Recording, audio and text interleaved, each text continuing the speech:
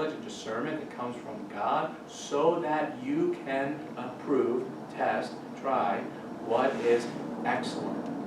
The best way. So now I know I'm not supposed to take my wife to Texas Roadhouse, right? But now I need to figure out, so what's the good option? But is there a better one? Is there a best one? And as we think about our churches, and if we want to have, in the communities that we're involved in, if we want to have a place that is full of joy, that Paul has, we're going to need to look at people and say, how can I best love them? And that's not always easy.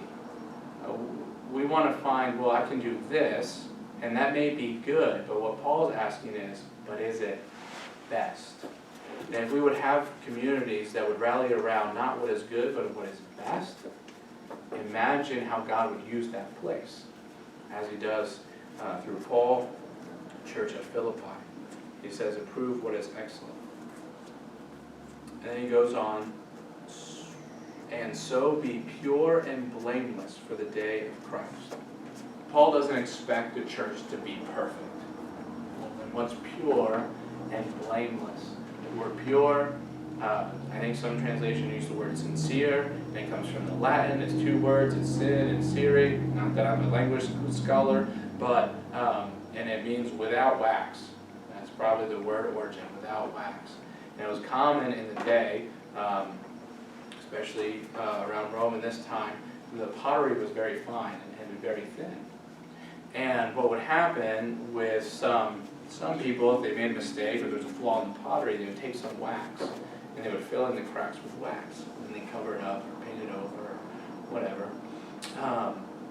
But it would be darker than the rest of the pottery when you held it up to sunlight. And so the honest, whatever you call someone who does a pottery,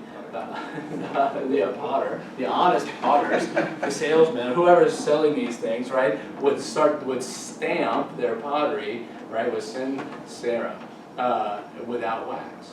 And so the idea here is not that he wants them to be perfect, pure and blameless, but the idea is that he wants them to be authentic.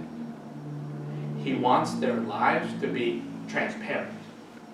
He wants their lives to be without hypocrisy.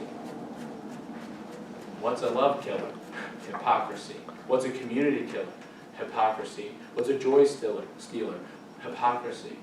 And he says, no, if you would learn to love, and you would take your knowledge and discernment so they can learn how to love what's best, that's what it's going to look like to have authentic community, to live a life that isn't perfect, but it's blameless in terms of your intentions, in terms of your heart for the Lord, and that's what matters most, that we be pure and blameless. Pure is this idea of sincere, blameless is this idea of not causing others to stumble. And so, how many times do you see a leader specifically fall into sin or some other issue, right, and how it affects that community or their congregation?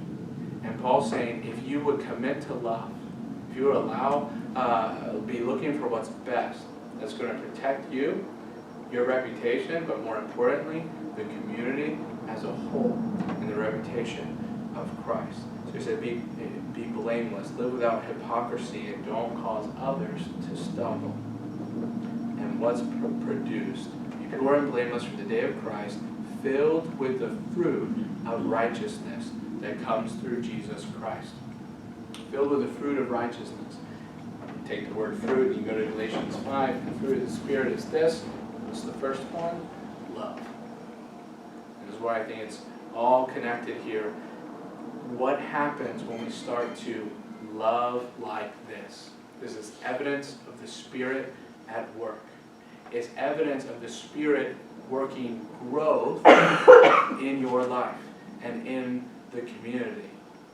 Where does it come from? Through Jesus Christ. It goes back to their purpose. It goes back to their relationship. It's understanding that if we're all looking to love, we're going to need to be dependent on Christ, who produces the fruit in us. So we have the fruit of righteousness. And what's the result? the result to the glory and praise of God.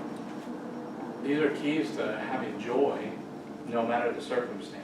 This is the key to having a community that fosters joy in the individuals and the people they support, that we would have real relationships, that we would have a common purpose in the gospel, and that we would be encouraging one another to grow in righteousness.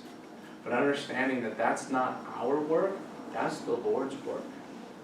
And then just imagine, and it's practically applied through love. And so just imagine your church, your community, your people, if we would be a model of love.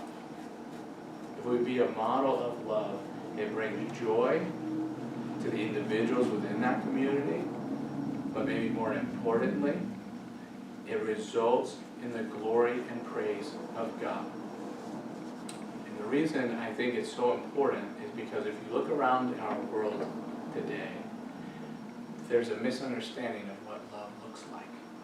And so it's actually a rare thing to see a community, a church, a husband and a wife who understand the love of God. But the people that get it, the communities that get it, that's where joy comes from. And if there's anything this world and our culture needs, it's true joy. It's joy that comes from knowing the Lord. And so we have this dual benefit of not only being able to live the life that God intends and receive the joy that can only come from God, the side benefit, but maybe even more important, is the witness that we have in the larger community, in our culture, in our city, country, whatever.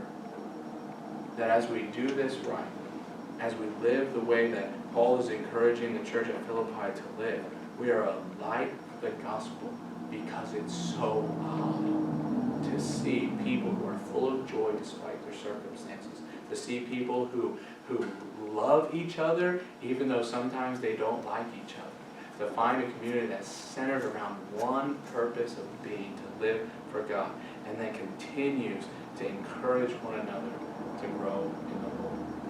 So my encouragement to you this morning is to consider where you're finding joy. And if you don't have a community that's helping foster and deepen that joy, you need to find it. Find it through real relationships, through one purpose, and through someone that will encourage you to grow along with it. So I hope that's helpful for you this morning. I'm going to pray to close us up.